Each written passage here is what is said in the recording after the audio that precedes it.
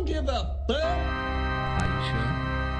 I just don't give a fuck. Presenting The Art of Not Giving a Fuck with Garrett Daun.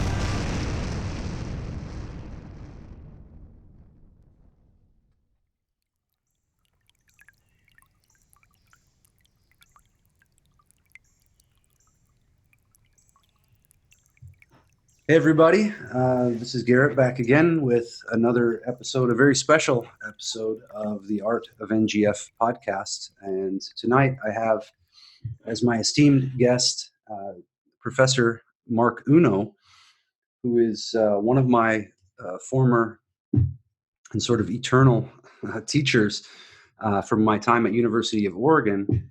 So welcome, Mark. It's great to connect with you always. Yeah, and same here. Wonderful to be with you again.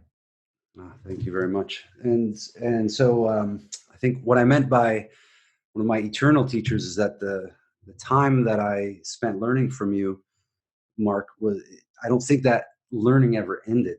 It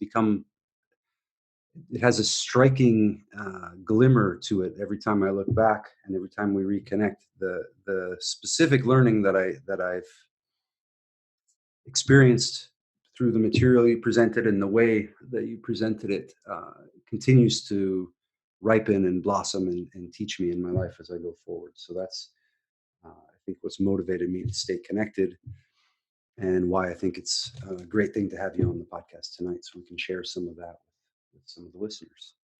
Wonderful, wonderful. Well, learning is a never-ending journey, so that's wonderful. Yeah, it definitely is. And that's one of the great joys of life, I think, is to fall in love with learning. Right. So one of the topics that I learned from you initially was to do with Shin Buddhism. And so a lot of folks probably aren't aware of that specific type of Buddhism. I think more and more people are becoming aware of it, but it's rare that I run into someone who calls himself a Buddhist, but who is mostly versed in Soto Zen or Suzuki or Tibetan Buddhism. I guess those are the ones I run into the most. Right. So just a brief overview of Shin Buddhism from your perspective. Right. Yeah. So most people are familiar with Zen Buddhism, Tibetan Buddhism. Shin Buddhism is found in Japan, and it's a school of a larger development called Pure Land Buddhism. So Pure Land Buddhism began in India around the beginning of the Common Era, so roughly 2,000 years ago. And it spread through northern India and eventually through much of the rest of Asia to the north, to Nepal, Tibet, and Mongolia, and to the east, China, Japan, Korea, and also Vietnam. And in fact, Pure Land Buddhism became the most widespread form of practice through all of Asia. But it hasn't come to be known in the West until fairly recently, and there are some specific reasons for that. Probably the main reason is at the center of the practice is the chanting. There's chanting. So all forms of Buddhism have some kind of meditative practice. So in Zen Buddhism, there's silent meditation. There's also silent meditation in Tibetan Buddhism. But in Tibetan Buddhism, you have the added dimension of visualization. So you're given very specific instructions on how to imagine the presence of a deity, of a Buddha or Bodhisattva. And then you actually take that apart as part of the practice. Just like some people are familiar with sand mandalas. So Tibetan monks who are highly trained create a sand mandala, and then they have a very specific way of dissolving that mandala. So there's something that occurs in the inner contemplation that's similar in Tibetan Buddhism. So all forms of Buddhism have different forms of meditation, and almost all forms of Buddhism also have chanting. So chanting is another form of meditation. In Pure Land Buddhism, the main practice is chanting. And there's different kinds of chanting in Pure Land Buddhism, but eventually, in much of Asia, especially East Asia, China, Japan, Korea, chanting the name of the Buddha became the core practice. So in Pure Land Buddhism, the main Buddha is originally called Amitabha Buddha, which is the Indian name for it in the classical language of Sanskrit. And the Japanese tried to copy that. And so they say Amida Buddha because they don't have the phonetic system to copy Amitabha Buddha. So they ended up saying Amida Buddha. So the chant is actually Namu Amida Buddha, where the Namu refers to the practitioner who entrusts herself to Amida Buddha.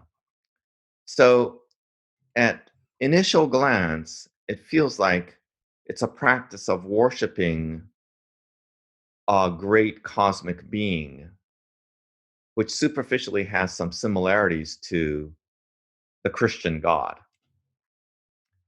And it also doesn't seem initially to be as sophisticated as long, deep, silent meditation.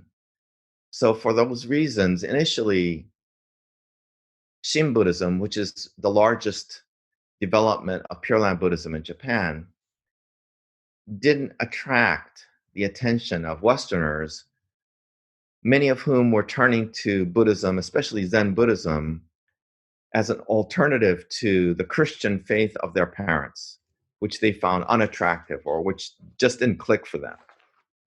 So that's one of the reasons why Pure Land Buddhism and Shin Buddhism didn't initially attract attention. But as people began to learn more about it, and there were more publications and there were more teachers, then people found out, no, it's not Christianity.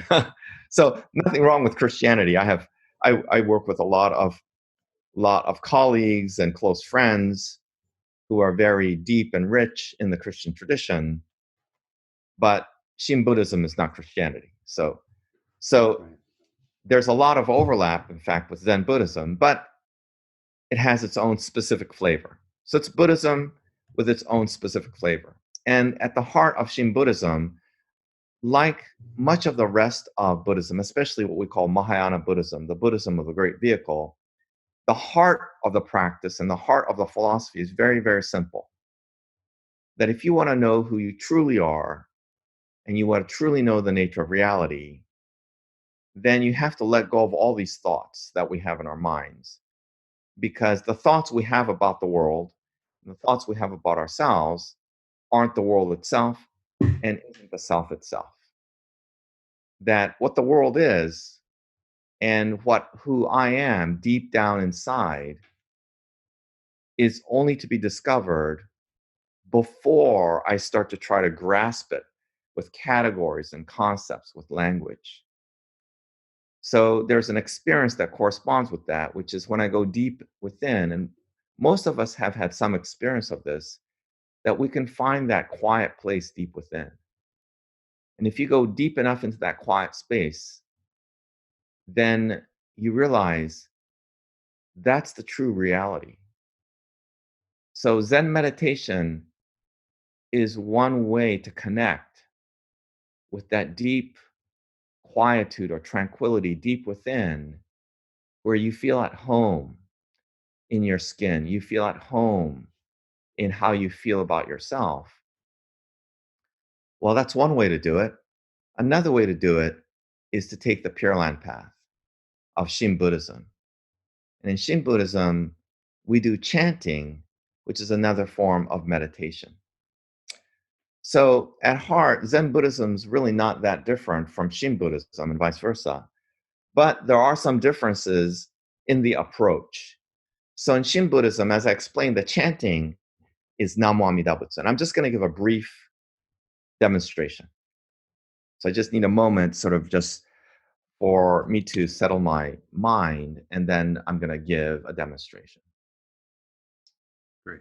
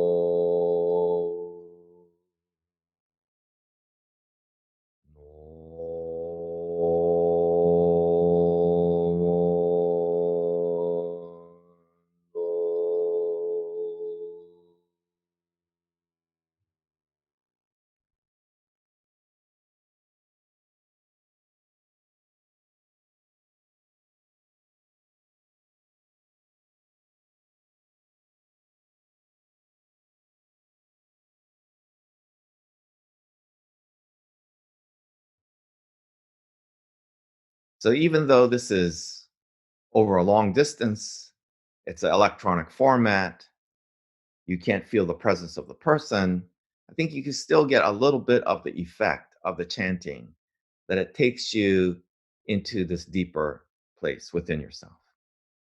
And what I chanted was just a sort of chanted form of these 6 syllables, what Shin Buddhists call the 6 syllable name, Namo Amida Butsu, which means I, this foolish being, entrust myself to the Buddha of infinite light. But the understanding here is that the Buddha is not some supreme being out there, but is really our own true nature, our Buddha nature. So we have our human nature, which is with eyes and ears and nose and tongue and hands and feet and so on. But our true nature is beyond and before words. And we call that emptiness because it's emptied of all categories. When we empty out all those categories, then we go to that deeper place where there's none of the separation that we create using categories. And because there's no separation, then it's also oneness. So, emptied of thoughts and words and concepts, we realize the deep flow of the oneness of reality. And that oneness itself is our true nature, which we can also call our Buddha nature because it's awakened to the deeper truth of our lives. And in Shin Buddhism, that Buddha nature we call Amida Buddha, the Buddha of infinite light, because that's awakening, it's illumination, it's elucidation. So, because it's not some being out there, it's probably more accurate to translate the name of Amida Buddha as the awakening of infinite light, because it's a dynamic activity that unfolds from moment to moment to realize the deep flow of the oneness of reality. So there's just one more element I need to explain, which is that yes, I entrust myself. The Namu is I. I entrust myself to the awakening of infinite light. Namo Amitabha Buddha, or in Japanese, Namo Amida Butsu. But we insert another sort of description, which is I, this foolish being. So I call myself a foolish being. And the reason I call myself a foolish being is because most of the time, I'm not firmly rooted or grounded in my true nature of oneness and emptiness and infinite awakening. But rather, I'm just chasing illusions. I dream up one scheme after the other, some fancy project I'm going to engage in. In my case, I'm a professor, so I write some article or some book that I'm going to publish that's going to make me famous. Or now in the age of social media, people are sharing some fancy place to go to eat. Where's the best ice cream? Where's the best spaghetti? Whatever it is, right? So we're always chasing after something that we think is special. And unless we can find that something special and associate ourselves with it, then I'm not worthwhile. But in chasing after all these ghosts, I'm really missing the real beauty and the deeper truth of my own existence, which is right here before my eyes, which is there. Garrett was describing to me the beautiful landscape of Croatia. And even there, even though you have the beautiful, beautiful blue Danube River, which is one of the most beautiful rivers in the world, as you get caught up in all the busy details of everyday life, and you get irritated because somebody's late for an appointment or you're behind schedule on something, then you forget the beauty and the tranquility of being part of nature and part of the universe and this deep flow, which allows you to let go of the thinking mind, the project creating mind, and just go with the flow of the beauty and the deeper truth of reality. So we always want to be able to return to that. But in returning to that, we become aware of just how foolish we are, just getting caught up chasing all these thoughts and illusions that we have. So we have to become aware of that and work our way through that to return to the source. to re-realize our true nature, this deep oneness. It's kind of like drilling a well. There's a lot of rocks in the way. That's our stubborn mind insisting that things have to be this way or that way. And we can't avoid it. We have to drill through that rock, all these obstacles that we create with our mind. But if we go deep enough, then we hit water. And the cool feeling and the soothing feeling of that water that comes from deep, deep within will go right through that rock and emerge into the surface of our consciousness and remind us who we are really deep down within. So it doesn't really matter what path you take to get there. It could be Zen meditation, it could be Tibetan Buddhist visualization, or Pure Land Buddhist chanting as we have in Shin Buddhism, to re-realize who we are deep within, our true self, our true nature, the true nature of reality. So there's a lot more I could say, but I think that's really at the core or heart of the Shin Buddhist tradition. So I hope that's not too difficult to understand.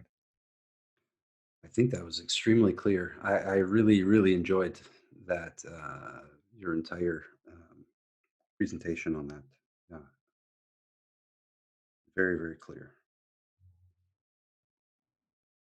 And humbling in a way, just like it was when I first heard it from you 20 or so years ago. Well, Of looking back on all the projects and the right. illusions, you know? Yeah, no. And you're not the only one. Of course, no, and Yeah. that's some of the beauty of it as well. Is um, well, I guess people wouldn't know, but that your father was instrumental in bringing a lot of the texts, some of the core Shin. There are many other texts as well now that I've discovered, but the Shin Buddhist texts to the West. Is that correct? Right. So one of the most well-known works, who's by the founder of our tradition of Shin Buddhism, the founder is named Shinran, who lived in the 12th and 13th centuries. So he wrote many works, but maybe the most well-known and well-read work is a work called the Tannisho, Tannisho, Tannisho, which was actually not written down by him, even though it contains his teachings. It was written by one of his disciples named Yu Yan. And Yu Yan, after his master Shinran passed away, then wanted to make sure that his teachings weren't lost. So wrote down to the best of his ability exactly what his teacher taught him, at least the most important things. And it's a very small book, but my father translated that work and provided an introduction and glossary. So you read that in a couple of my courses. Yeah. Yeah, and then my father's also written some introductory books on Shin Buddhism himself. So probably the most well-known book is called River of Fire and River of Water. So if you're interested, you could get that on Amazon. That's an excellent book, and one that's stuck with me all this time as well is the one just called Shin Buddhism with the subtitle "Bits of Rubble Turn into Gold." Yeah, so that's the second book. Yeah. Mhm. What a beautiful title! I really Yeah. it communicates so much. Well, that's very excellent, and I hope people look into it a little more deeply. I have had clients arrive at a certain stage of their experience where it suddenly became, and I train in a really organic way with people. I Right. put in a lot of the practice and study, and I just let it happen. And there's times where the Tanisho and Shinran have come up as the next key or the next place for them Uh-huh. to look into, and it's always a great thing to share with people, and I think they get a lot out of it. Um, Something else that comes to mind. Well, God, even the life of Shinran. There's so much that we could we could cover. That is such a fascinating guy, kind of an adventurer. Right. in his own time. Right. Absolutely. Um, yeah, wow, what a presentation, Mark. I'm kind of blown away. I really, really it rekindles my love for this particular teaching again. Although it hasn't ever left me, it's something that Right. I comes to Great. mind on pretty much a daily basis. And so, well, one thing I found that was kind of fascinating, and some of the people in my circle have come across this philosopher and teacher, Nishitani. And how do you pronounce the full name? Is it Keiji, or how Yeah, would you? Keiji. Right. So Keiji. Nishitani is his last name. In Japanese, as in Chinese, last name first and then given name last. So Nishitani is his family name and Keiji is his given name. Okay. So Nishitani Keiji. When I was studying with a teacher, Dr. Christopher Hyatt, at a certain point in my development, he suggested that I read the book "The Self-Overcoming of Nihilism" or Nihilism, however it's pronounced, Yeah, either way. and particularly the chapter by Max, or about the works of Max Stirner, which was egoism and nihilism, I think was the chapter, and that's somewhat irrelevant, but that was the reason the book was presented to me, and I found that also a fascinating work. I don't know that I've ever come across a book quite like that, where it was hardcore Western philosophy topics and texts, but dealt with by someone who had the practice and the knowledge and the presence of Zen Buddhism and Japanese Buddhism, not just Right. on an intellectual level. There's an experiential component that I found from reading his works. There was no escaping. Uh, you could not intercept them intellectually alone. Right. That's right. So then, last time Mark and I talked, which was for that radical stress relief video that we did. Um, After that, I ended up looking up your dad online and just looking up various books, and found that he had, I think was it Religion and Nothing, or no, it was the conference based on Nishitani's book Religion and Nothingness, Right. and then a book of the papers from that conference. So then I had mentioned that to you, and then as it turns out, you said you had studied directly with him for some time. Right. Right. So I was very fortunate because I went to Japan. This was in 1984. A few years after I finished college, I went to Japan as a researcher at Kyoto University, where Nishitani had taught for many years. And he had long retired, but he was still teaching courses at a local Buddhist university, Otani University. And I audited his courses, and then I got to know him personally, and it was a great experience. It was a amazing person, an amazing person. He had practiced Zen Buddhism for many, many decades. He was one of the most learned people I had met because he had read so much of Western philosophy as well as Buddhist philosophy, all the way from the ancient Greeks to all the mystics to German philosophers, especially German existentialism like Heidegger. And he had created his own philosophy. So the book to read to see how he combined all these sources where he draws from and quotes from Western sources, Western poets, Western philosophers, as well as Asian philosophers, and not just Zen, but also he was also very knowledgeable about Shin Buddhism. It's a book called Religion and Nothingness. And there's also an excellent German translation, and there may be other translations also.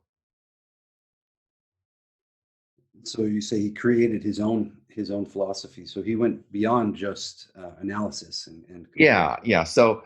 So really, he, in a way, at the core of it is Zen Buddhism, but it's a Zen Buddhism that can address the various topics of Western philosophy as well as Buddhist topics. And you can see that. So he addresses issues about history and how to realize the core of Buddhist philosophy, which is emptiness or oneness, in the realm of history, because Buddhism comes from India, where they didn't have a concept of history. And China has a concept of history, but it's different from Western philosophy. So how to address Western notions. And it's not just that he absorbs everything into Buddhism.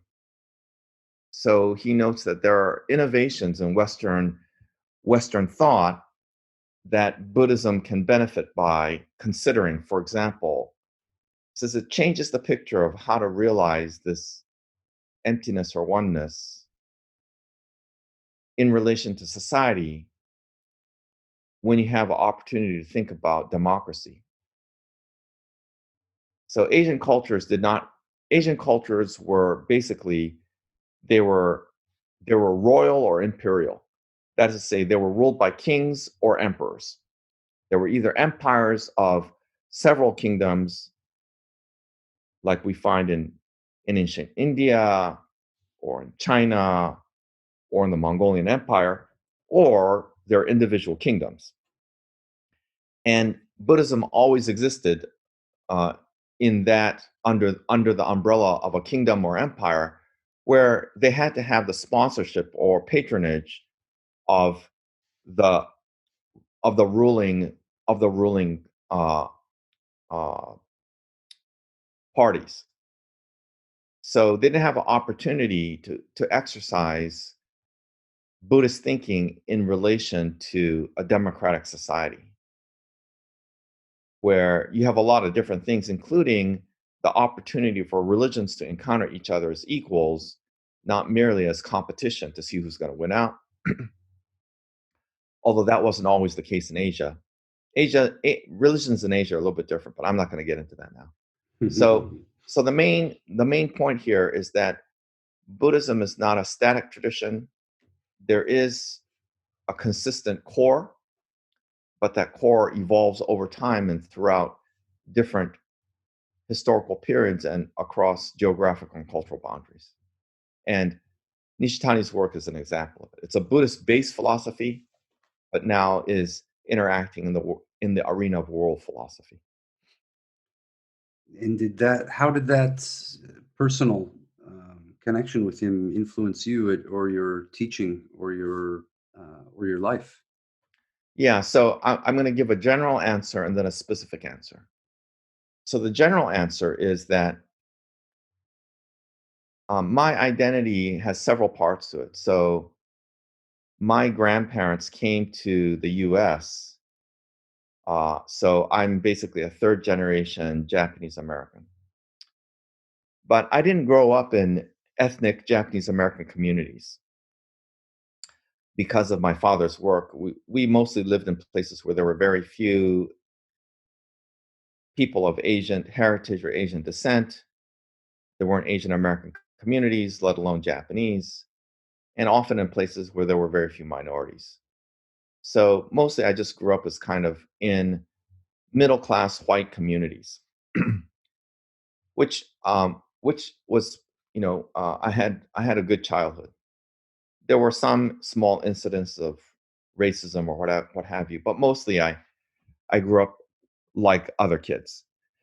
And the importance of that is that really my strongest identity is that I'm bicultural. So I spent 14 years in Japan and the rest of my life here in the US, living all over, everything all the way from Massachusetts to California to Hawaii, and have lived in probably, I don't know, 7 or 8 states. So so I'm both American and Japanese, culturally and therefore also philosophically. So philosophy includes sort of, we might call, core metaphysical issues, metaphysics and ontology, which is what's the nature of the self and what's the nature of being or existence. And then there's branching out from there. So there's political philosophy. What's the view of society and politics? There's philosophy of mind, which is, you can find in different branches like epistemology and psychology. So because I'm not just Japanese, and I don't come just from a Buddhist background, then I really needed to find teachers and mentors who were global citizens rather than just American or just Japanese or just Buddhist or even just Christian, really. So I was very fortunate that I had many teachers like that, and my father was one of them. But in Japan, when I went to study in my late 20s, I found several great philosophers, Buddhist teachers, uh, psychologists who had this global understanding. And very importantly, they weren't just intellectuals who were able to synthesize ideas, but they themselves lived as global people who embodied two cultures or many cultures and were able to synthesize or to unify them deep in their everyday lives in a way that I needed to find my way to do that. So in a way, I didn't have a choice. I couldn't become Japanese 100%. And as I became an adult, I found I couldn't be 100% American either. Didn't speak to all parts of who I already was through family influence, through religious influence. So I really needed to find mentors and I needed to find practices. So one of the things that is underplayed in Western culture, because of our specific intellectual history, cultural history, is that in order to become who you really want to become and maybe who you already are deep within, you can't just do this intellectually. That you have to address all parts of who you are. So you want to address the intellect, the emotions, that's your heart, and your being, that's your body. And so really, it's the art of the self. You could be a painter, or you could be a musician, or you could be a writer. But the greatest work of art that you're gonna achieve is your life as a whole. And that's the art of the self. So everything we do on an everyday basis, like our daily schedules, it doesn't have to be a strict schedule. It could be irregular schedule, but there's a certain flow to it. And how do we cultivate that? How do we refine that flow? Or how we make a particular dish. If we're making a soup and we're chopping carrots, well, how we chop that carrot inevitably becomes part of who we are. So it doesn't have to be done according to a certain method, but each of us develops our own style on how we peel an apple and how we chop a carrot. And that becomes a very small part, but still an inescapable part of who we are and who we become. So, I think a musical analogy is helpful. So, in order to be able to learn to play a musical instrument, so I played clarinet for a few years when I was a young child. So, in order how to learn how to play a clarinet or the violin or a piano, you need to understand a minimum amount of music theory,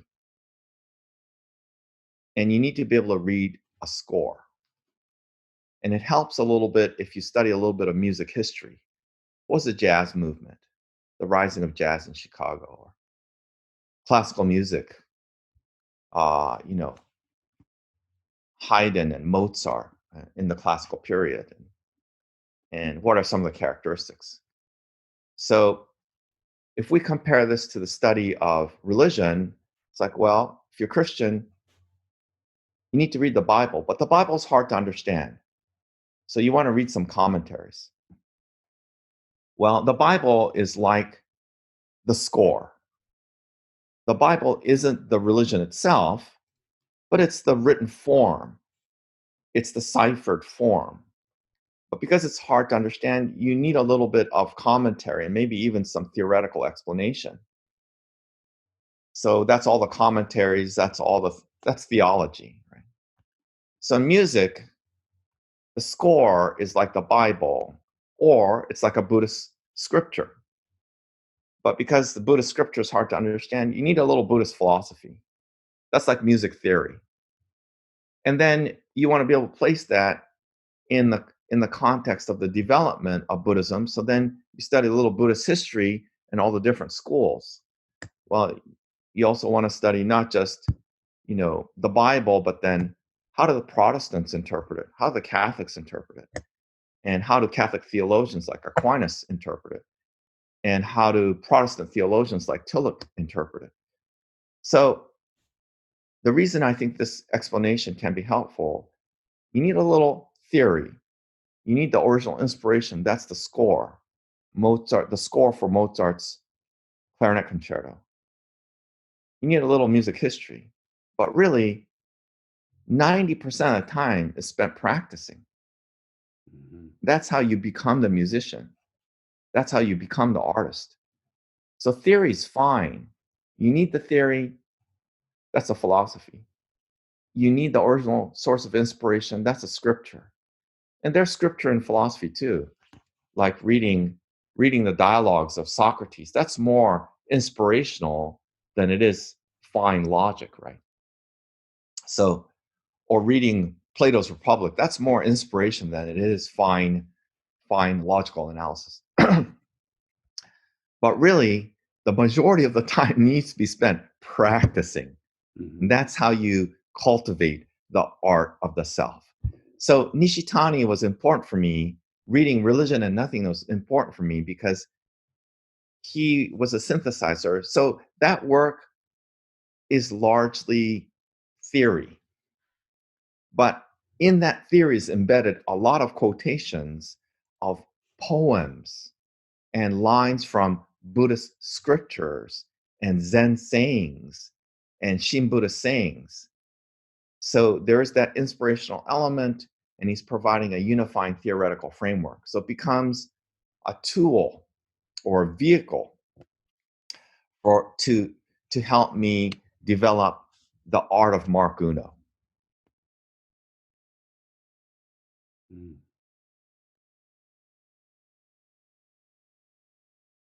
So, in developing one's daily life, it's important to have physical activities. And not everything might look like it's the art of the self, but everything can be the art of a self.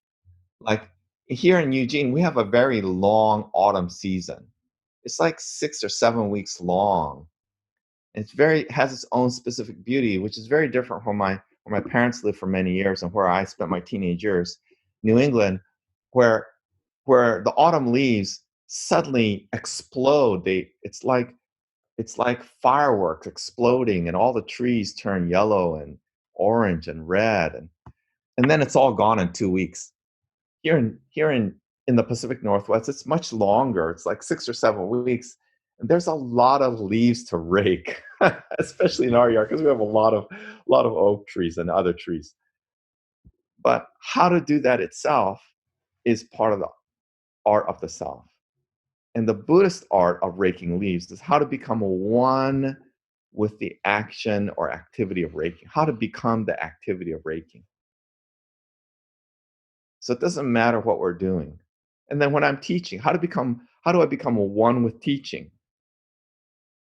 So teaching technique is important, right? Just like technique's important. If you want to learn how to play an instrument, it's really boring to practice scales, but without practicing scales, you cannot play. You cannot read a score and play it on first reading. So all the boring little things we do, it's really important because that's an opportunity to realize the oneness with raking. So there's technique in teaching. There are devices we can use, but at the end of the day, it's not in the technique. It's not in the device. Devices and techniques are tools, or they're vehicles for how do I channel that energy of oneness that comes from deep within, and how do I become one with the teaching, one in the moment, be present with my students, and become one with my students. Hmm. so everything's an opportunity for that. In my case, I think it's interesting because my DNA is lazy. I was born with lazy DNA, but that's not all we're born with. In the Buddhist view, we're also born with karma. And my karma came with extremely high expectations and also extraordinary opportunity. Because of my father, because of my family, not just my father, but larger family connections, I had access, I had an opportunity to meet great Buddhist teachers, great philosophers, other great figures. I had the opportunity to be introduced at a young age to works of philosophy and religion and psychology. So they were on my parents' bookshelves that I could pull them off as a teenager and read them, right? So this is all karmic. It's not something in my genetic makeup. So we have both DNA and karma. And my DNA is kind of lazy, and my karma, there was tremendous opportunity, also huge expectations because I'm the only son of the oldest son in a traditional Asian family. So I really had to gear up. but it's also helpful in understanding because everything I do, it didn't come naturally because I had to overcome my lazy DNA to motivate and take advantage of and harness the tremendous energy of my karmic situation. But that's practice. You have to overcome the resistance of your own ego tendencies, your own conscious tendencies to make use of the opportunity. And every situation is an opportunity, right? So there's something called um, um, inverted karma or backwards karma. So there's forward karma or positive karma, and there's negative karma or backwards karma.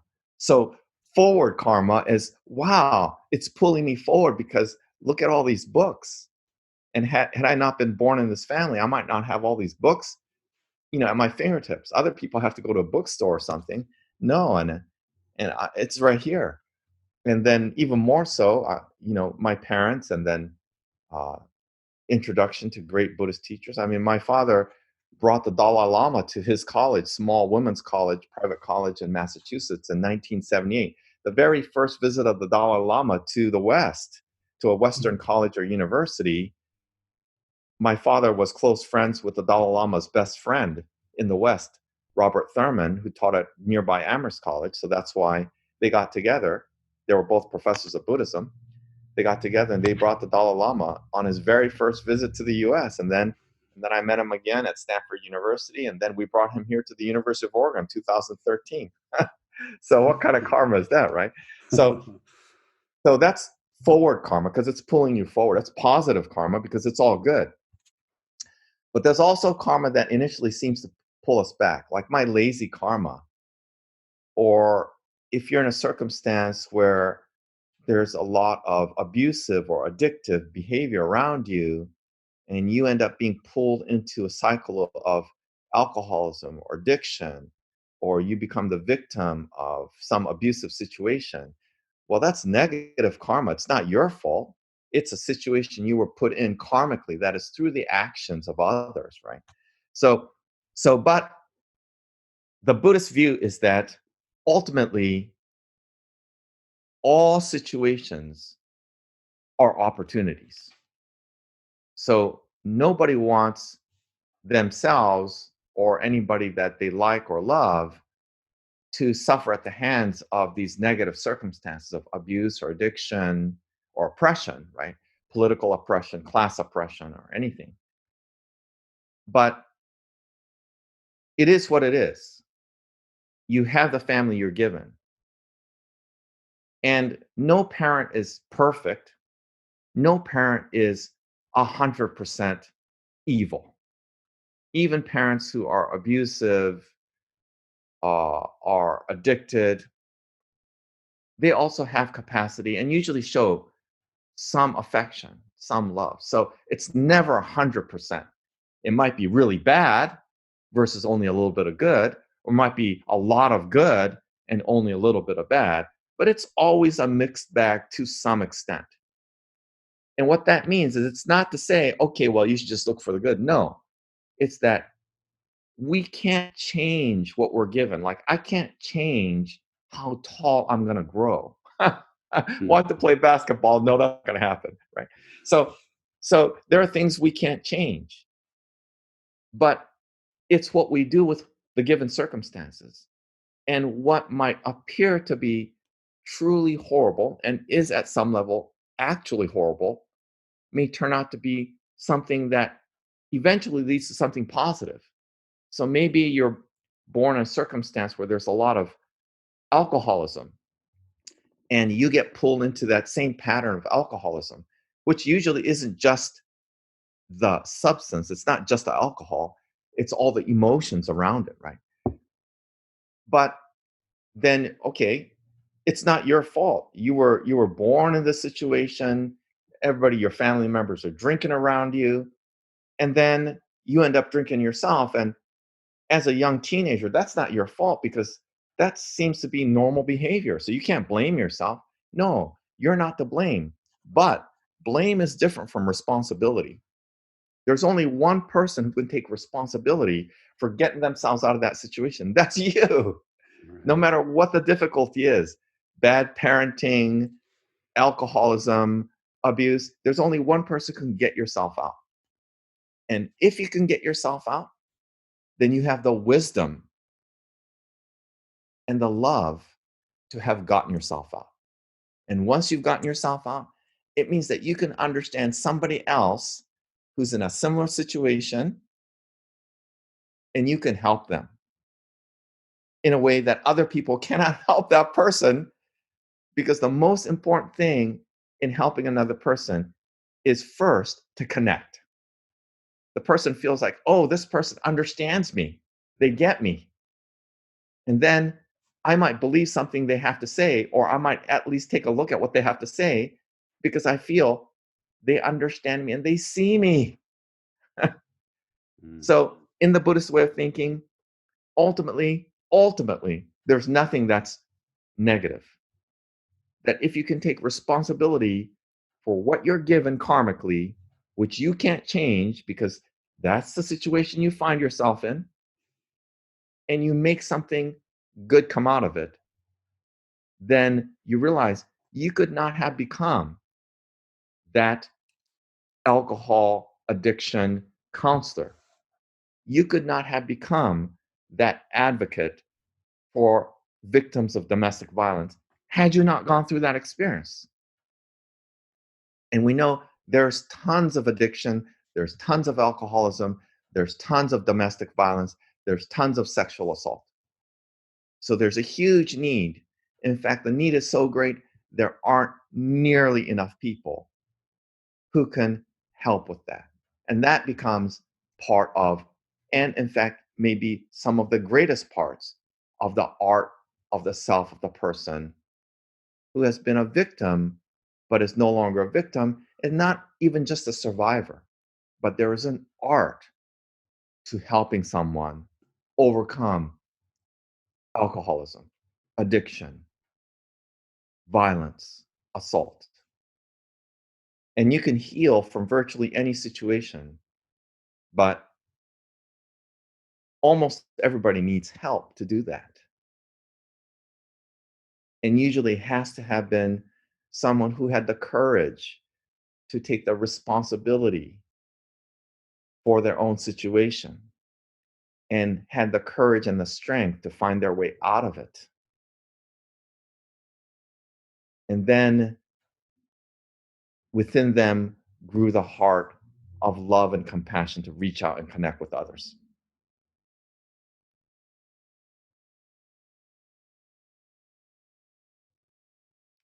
So one important point here is that this is different from those who cry, I'm a victim, I'm a victim. Society has to fix my situation, okay?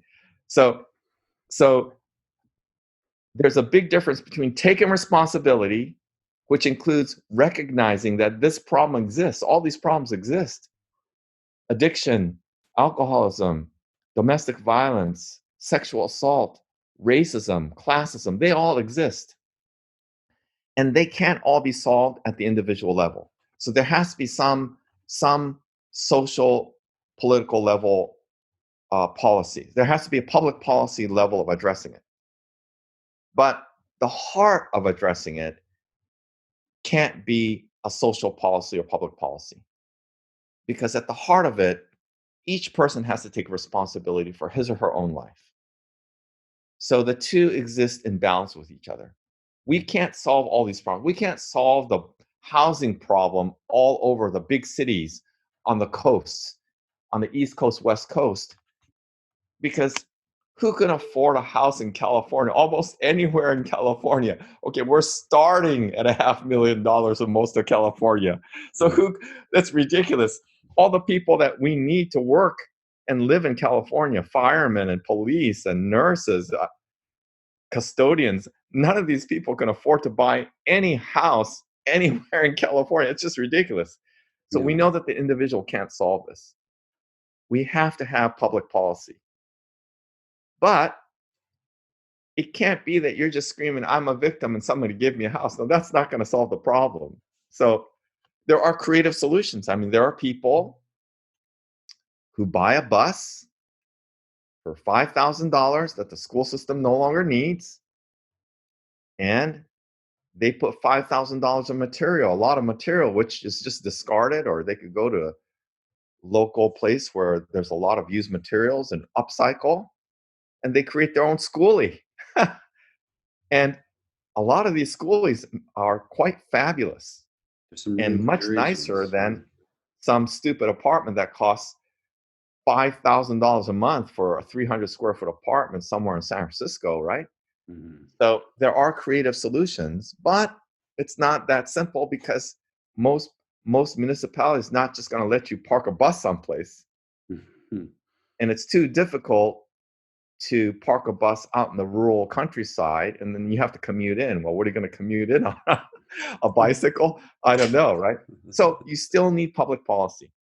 But the answer is not public policy. The answer is at the individual level. Yeah, and maybe in sometimes unknown ways, those individual answers aggregate into an influence over the way the policy gets developed, at least in some of the best situations. Exactly. So a lot of the best creativity comes from the individual level that then gets taken up at the public policy level. And the tiny house movement is a perfect example. All these people start living in 250 square foot trailers, which are fabulous if you go inside and very creative.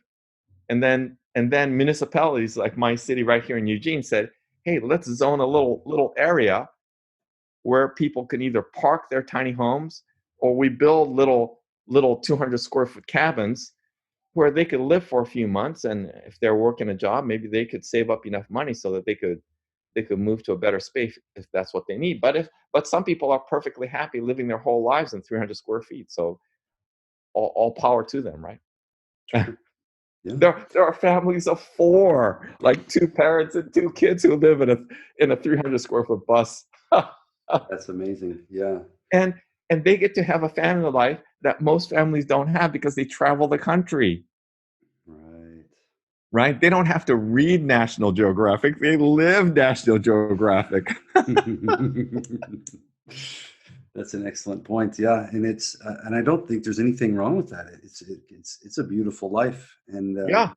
You know, when we had talked many years ago, I had some time when of hitchhiking and living in a van and living different ways, and you were correct. Actually, you advised me about that. I think I was grumbling about not wanting to do whatever it takes, or not wanting to work jobs and this kind of thing. And maybe I'll just go back to that. And you said, well, don't just go back to that because you have to. Go back to that because you want to. I And don't remember saying that. yeah, it was extremely influential. It was during one of your office hours or one of the times Uh-huh. at your house, and it hit me, and I was like, yeah, that is a very, very good goal for me, and I have actually achieved that. So that's so thank you for that as well. Yeah, exactly. So I don't even remember that. I have to be careful what I say because I don't remember what I say, but you're a really good example of a person who, you're an entrepreneur, but not an entrepreneur in a stereotypical sense, following some set pattern of how to become an entrepreneur that somebody else, wrote a book about. No, you've created your own very unique style of how to meld your life, and then how to create how to create group or communal events that that extend the reach of your own individual style. Mhm. So um and that's it's a creative way to live. It's not an easy way to live Yeah. because there's nothing that's already set up for you. Mhm. So you have to do it's like it's like building the house from the ground up. You have to pour your own concrete foundation. You have to stick frame your own walls, right? Because there's nothing ready made out there. So you've had to build your life like brick by brick yourself, which on the one hand gives you the maximum creative freedom, Mhm. but also makes for the most amount of manual labor because you're going to build Right. everything piece by piece yourself. There were so many dark times, Mark. I'm telling you. Oh my! But it's like I'm sure you can. I can relate to so much of what you've talked about tonight, especially related to your own life. And although I didn't come from I'm not from Japan or from a different culture necessarily, but there was the sense that I just did not fit in with what was going on around me. And I love Minnesota. I love where I grew up. It was not even about the place or the people or even the nationality or the culture so much. Although I do find it fascinating that I feel uh, I'd gone to England this year from Croatia for a while, and I remember feeling strange when I heard everyone speaking in English around me. I got a little it felt a little weird because I'm so used to being around the Croatian language now, and I'm not by any means fluent in it, but I feel at home in the world in some bizarre way. I don't know that I could even explain it, but Right, right. So once you fully participate in two cultures, then you have a perspective on your originating culture that most people don't have. And then it naturally extends your reach beyond those two cultures to other cultures. So, it's a great experience to realize, wow, there are many worlds to inhabit, and I can inhabit, several of them. Yeah. mhm. And yeah, and I noticed that over the year, it's given me a much deeper appreciation of America, which I was sort of against for a long time. Um, and now I look back and I have much more fondness for the place and for the people and the places I visited there, and I don't have that negativity anymore. Of course, everywhere has things that can improve, but I Right. don't have the burden any longer of those biases that were Yeah, largely that's a good unquestioned. thing. Yeah, yeah. So I mean, it's filled with problems. America is just a deeply, deeply problem place. But of course, there are many great things, and we are at a historic moment. So we are at the fourth great revolution in human society right now. The first great revolution was settled agricultural life. Mm, So our species, depending on how far you want to go back, is anywhere from a few 100,000 to a million years old. Right? But human civilization, as we know it, really began 6 to 10,000 years ago with settled agricultural life. And the development of sophisticated language, first oral, then written, right? So without agriculture and language, there's no human society and the human species as we know it. That's the first great revolution. The second great revolution is the Industrial Revolution. The Industrial Revolution is the packaging of energy and the speed of innovation. So technology was there from the beginning of agriculture, but technological innovation reached a whole nother level of magnitude, like 10 to 50 times the speed of innovation with the Industrial Revolution, because energy was able to be packaged at a much more intense level. And all this energy is really just sun energy. So oil, coal, gas, that's all just portable sun energy, which is not going to last much longer. And then the third great revolution is the computer revolution, which again took everything up another 10 to 50 times magnitude. And there, the innovation is speed, the speed of communication, the speed of the transmission of knowledge, and therefore the speed of technological innovation. So most of what we consider to be innovation today isn't in hard goods. So the washing machine or the refrigerator or the automobile really doesn't run that much different than it did 50 years ago. What makes all these things so different, and now the speed of innovation, we're not talking about every 10 years, we're talking about every single year. So the proliferation of the connected house, where you can check to see what's in the refrigerator on your phone, or you can dial up laundry just by saying, "Hey Alexa, get me some more Tide." This is just in the last few years, right? So the computer revolution. But we're also bleeding now into the fourth revolution. And arguably the fourth revolution will be of the greatest magnitude ever. And it is artificial intelligence and 5G. 5G is inseparable because you need the bandwidth and speed of 5G in order to implement artificial intelligence. And the thing about this revolution is this is the last revolution, because technological transformation has always had both its illumination and its dark side. But our species structurally has been that we always sacrifice the examination of the dark side in favor of the convenience of the illumination. The reason we can see this so easily is because we're the only species that we had to invent our own covering, clothing. No other species had to invent clothing.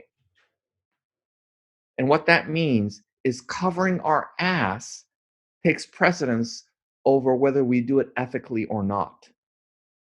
Because in order to be able to think straight in the cold weather, we first had to be able to be warm enough to think.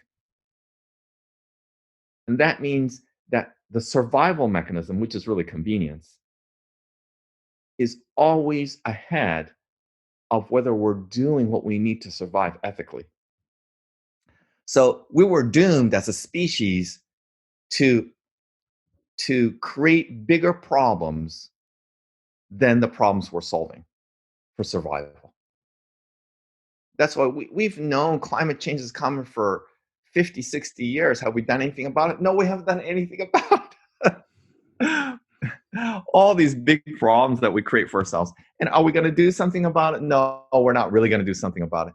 So the biggest problem with the rise of artificial intelligence as the fourth revolution is that it can produce amazing results. Just think about innovations in medicine by amassing big data of 100,000 mammograms that have been taken and knowing the outcomes, which ones over a series of 5 to 7 mammograms turned out to be cancerous. The computer, using artificial intelligence, has a much, much higher degree of predictive accuracy on a given mammogram than any biochemical test, any doctor's visual examination. So in the field of medicine, artificial intelligence is going to be able to solve medical problems in a way that's never even before been imagined. But artificial intelligence is creating the greatest surveillance state that makes George Orwell 1984 look like child's play, absolute child's play.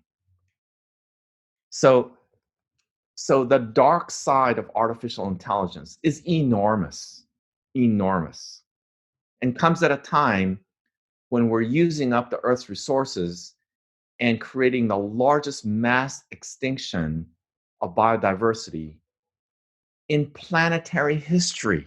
In planetary history.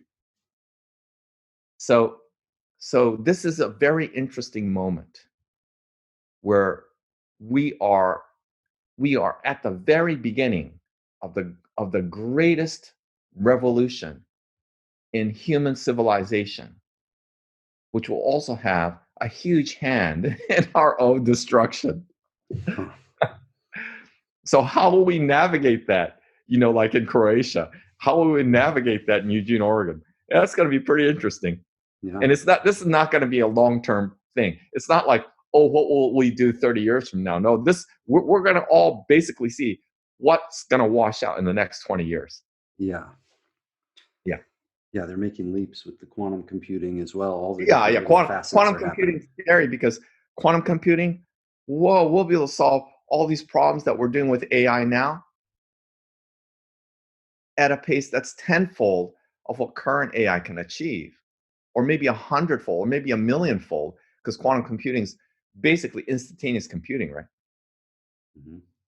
But there will be no way to implement any form of cybersecurity.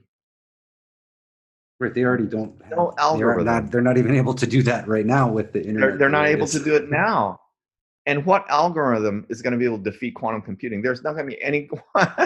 So, wow, that's going to be interesting. What's going to happen? Mm-hmm. Privacy.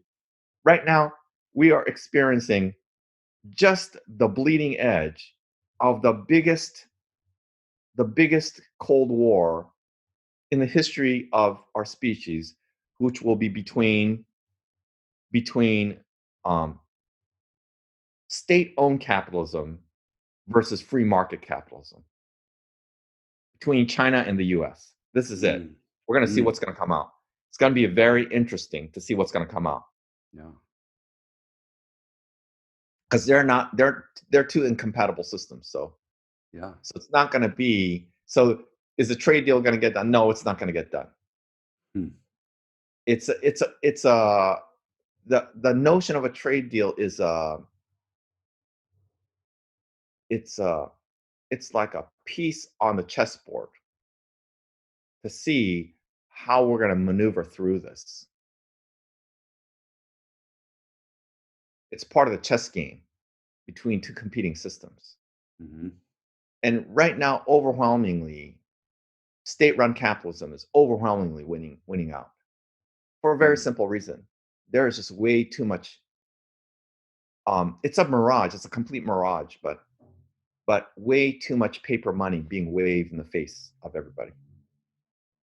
You can't have a government that has leveraged their national debt to the tune of 300% of GDP have a viable economy. Debt is based on collateral. There's no way that there's any real collateral there behind that debt there.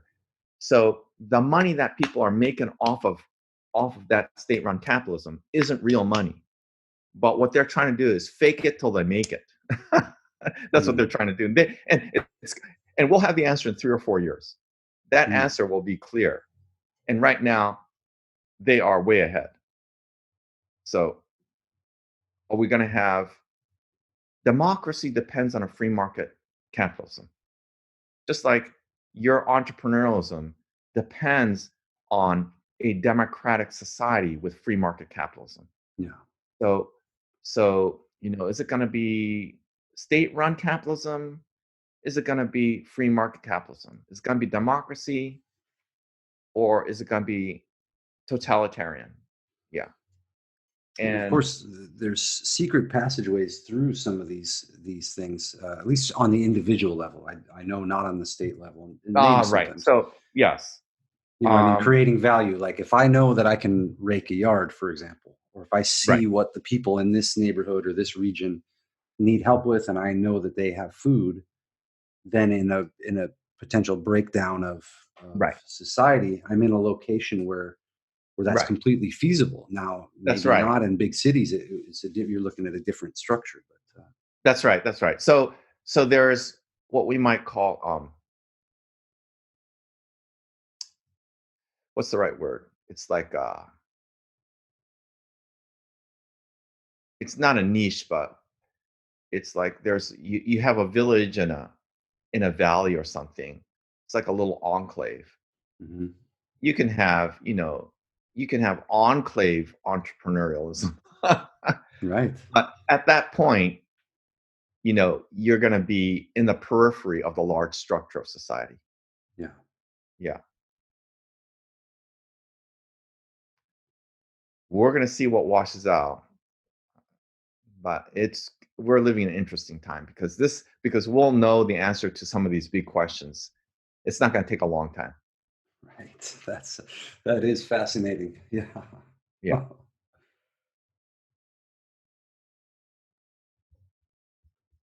You feel at peace with it all? Yeah. So, Buddhist perspective on this is, well, the real answer comes not even in the sort of enclave entrepreneurialism. Hamlet. The word I was looking for is Hamlet. You can be in Hamlet, Hamlet hidden away somewhere in some hidden valley, and then you can leverage your own individual sort of skill set or sources of capital, and make something for yourself. But you won't be able to effect large social structural change once the dominant paradigm takes over, whatever that's going to be. Buddhist view is ultimately it's our inner freedom. And inner freedom means two things. You can tell me what I can't say. You can even try to force me to say something I don't agree with. But you can't force me to think something I don't want to think. So there is inner awareness. There's inner freedom. And the deeper you go, there's a very interesting story of a great Tibetan Buddhist guru. During the Cultural Revolution, when the Tibetans were being persecuted, and it was said that the Tibetans have amazing practices of meditation where they are able to eat less and less, and therefore to take less and less of the life of other living creatures, even plants. So there are stories of people who are able to subsist on like 2 small pills of herbs and organic material a day. And they don't seem to lose much weight because they're being sustained. They're able to gain their chi power by absorbing it from the atmosphere. So there's a story of a Tibetan master who was imprisoned in a Chinese prison, and they starved him, they beat him, but he didn't seem to lose any weight, and he seemed to be glowing with goodwill and compassion. Right? So what's interesting about the story is Did it literally happen? It may literally have happened. We don't know for sure. We do know that there are people who undertake extreme practices who are able to live on very, very little sleep, very, very little food, uh, even very small amounts of water. But what the limits of that are, we aren't sure. And there's no absolute line, right? So was this a story to inspire Tibetans who are being thrown in prison, being tortured, in some cases being maimed or even killed, to allow them to feel connected to who they were, their source of being and their source of compassion? Or was there such an actual person? Well, at the end of the day, it doesn't actually matter because deep within, that person is there. Because you could die of physical starvation, but you might not even be hungry when you die.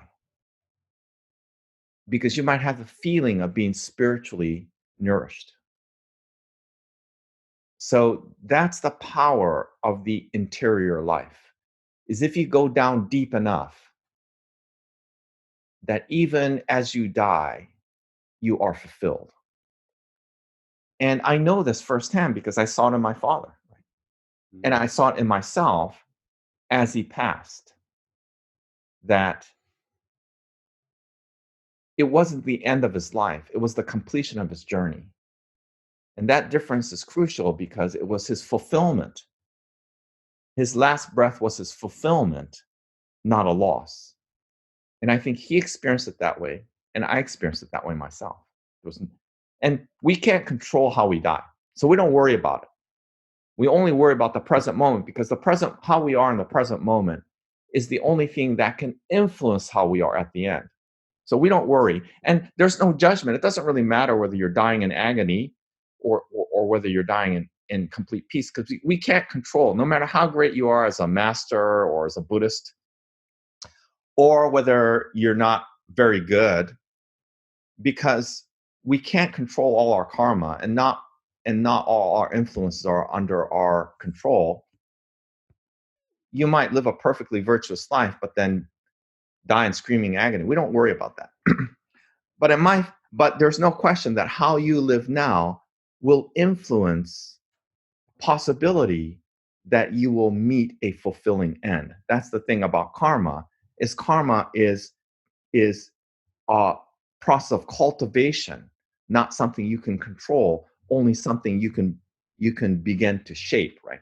So, but my father was fortunate. So there's no doubt that the way that he died was influenced by the way that he lived a Buddhist life, a good Buddhist life. But he was fortunate that together with that, all the karmic circumstances came together, that he was able to be at home, that he was not in physical pain, that his consciousness was clear, and he was fully present, even though his short-term memory had gone, just being elderly, basically. So it wasn't all under his control. He had a part to play. For that reason, we received that as a gift, that he was fortunate and we were fortunate that he completed his journey fulfilled, right? So what that means is that in one sense, he's losing everything. He's losing his family. We're losing him. He's losing his ability to enjoy the small things in life, like he really enjoyed eating. He couldn't have another sushi dinner. But that all didn't matter. That in the most significant way, and the only way that mattered at all, he was completely fulfilled. And I was completely fulfilled, right? So that shows that it's not, that if you go deep down within, that the outer circumstances do not matter. But the other part of it is, if you go down deep within, that gives you the strength, the courage, the energy, the love to be able to meet outer circumstances most creatively. if you can be free of anger, if you can be filled with love and compassion, then you have so much more positive energy to meet the challenges and difficulties of life. And that all comes from going deep within.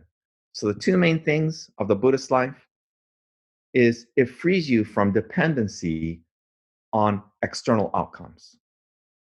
External outcomes don't matter, but it also allows you to make use of outer circumstances, no matter how positive or negative as they might appear, to, to live the fullest life in relation to society, in relation to other people. Doesn't mean weaknesses go away. Because karma is process, I can't turn my karma on and off. So I can't get rid of all my bad habits instantly. But it means that I can work with it. I know that other people have these funny quirks, funny habits, and we can live with them, and we can grow with them, and we can grow out of them over time and in our own time. You can't force this because it's like learning how to play a musical instrument. You can't force yourself to become a virtuoso overnight. We enjoy the journey of working with what we have. We enjoy the journey of working with who we are, with all our abilities and all our inabilities. And that's how we're going to face that. What else can we do? In a word, it's very simple.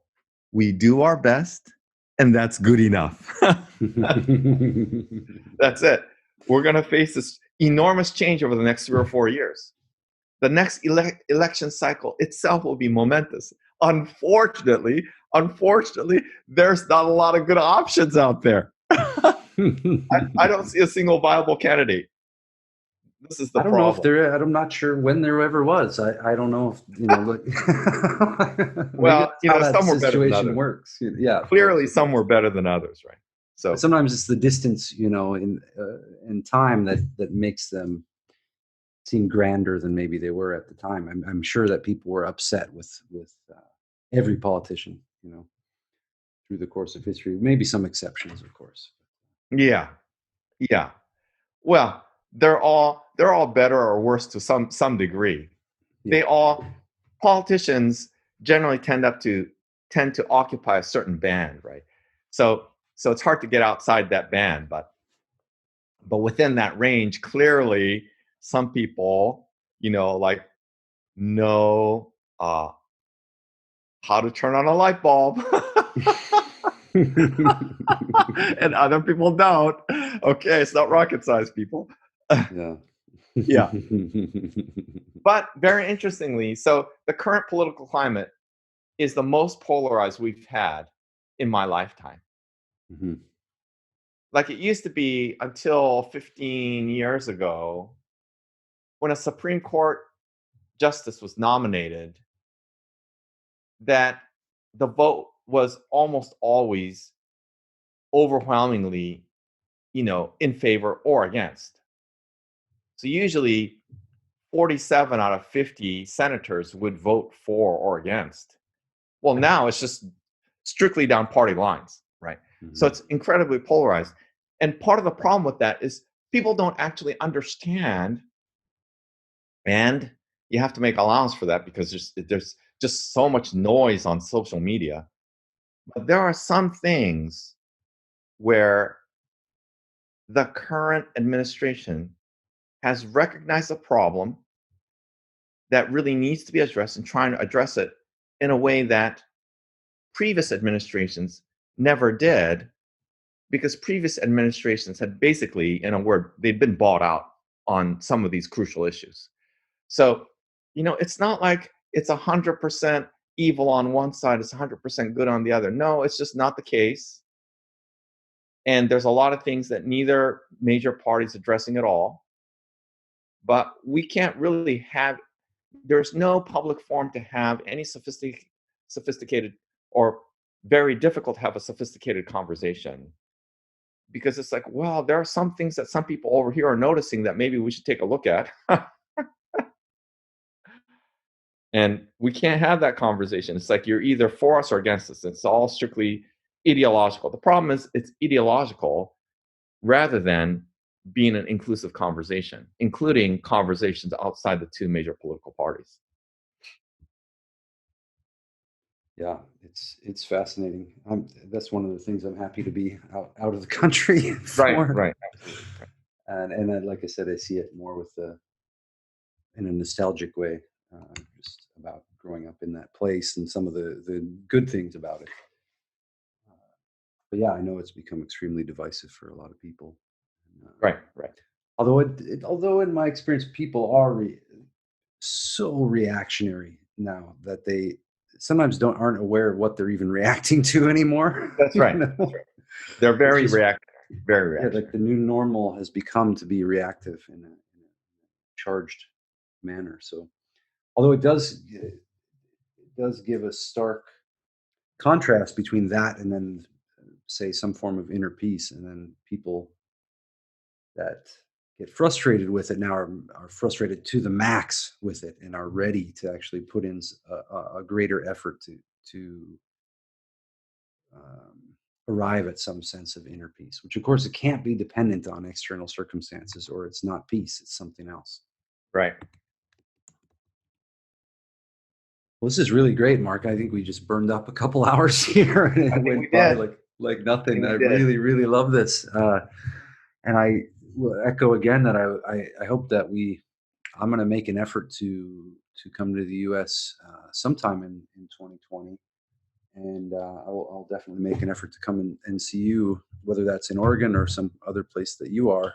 And then also, Japan is still on the horizon, and I'm aiming for 2020. So great. Well, great to talk to you. Great to hear your voice. Yeah, you as well. So thanks for coming on the show, Mark. Yeah. Thank you.